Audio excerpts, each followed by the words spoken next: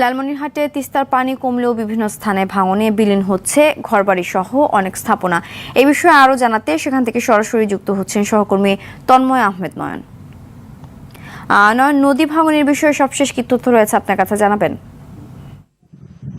সিন্ধিয়া গত পরশু থেকে কিন্তু তিস্তা নদীর পানি কমতে শুরু করেছে। এই তিস্তা নদীর পানি কমতে থাকায় কিন্তু আসলে এই ক্ষত চিহ্নগুলো আমরা দেখতে পাচ্ছি। এখানে যদি বলি যে তিস্তার পানি বাড়ার সাথে সাথে এই এলাকার মানুষজনের দুর্ভোগ যেমন বেড়ে যায়, তিস্তার পানি কমার সাথে সাথেও কিন্তু মানুষ আতঙ্কে দিন কাটান।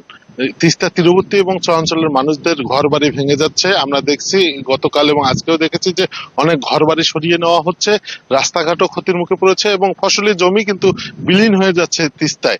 তো এই তিস্তার ভাঙন ঠেকানোর জন্য পানি উন্নয়ন বোর্ড জিও ব্যাগ ফেলে এই ভাঙন ঠেকানোর চেষ্টা করছে, কিন্তু আমরা যেটি দেখছি যে তিস্তা থেকে বালু তুলে তিস্তারই ভাঙন ঠেকানোর জন্য জিও ব্যাগ দিয়ে যখন বাড়িঘর মানে আটকানোর চেষ্টা করা হচ্ছে, ভাঙন ঠেকানোর চেষ্টা করা হচ্ছে, এতে কিন্তু আসলে কোনো লাভ হচ্ছে না, মানুষ কিন্তু ক্ষতির মুখেই পড়ছেন। তো তিস্তা তীরবর্তী মানুষের দাবি হচ্ছে যে যত দ্রুত তিস্তা মহাপরিকল্পনা বাস্তবায়ন করা যায়, তাহলে তারা বন্যা এবং নদী ভাঙনের কবল থেকে রক্ষা পাবেন। এই তিস্তার ভাঙনের কারণে ফসলি জমির ব্যাপক ক্ষয়ক্ষতি হয়েছে, মৎস্য চাষি যারা আছে তিস্তার পাশে তাদেরও ক্ষয়ক্ষতি হয়েছে।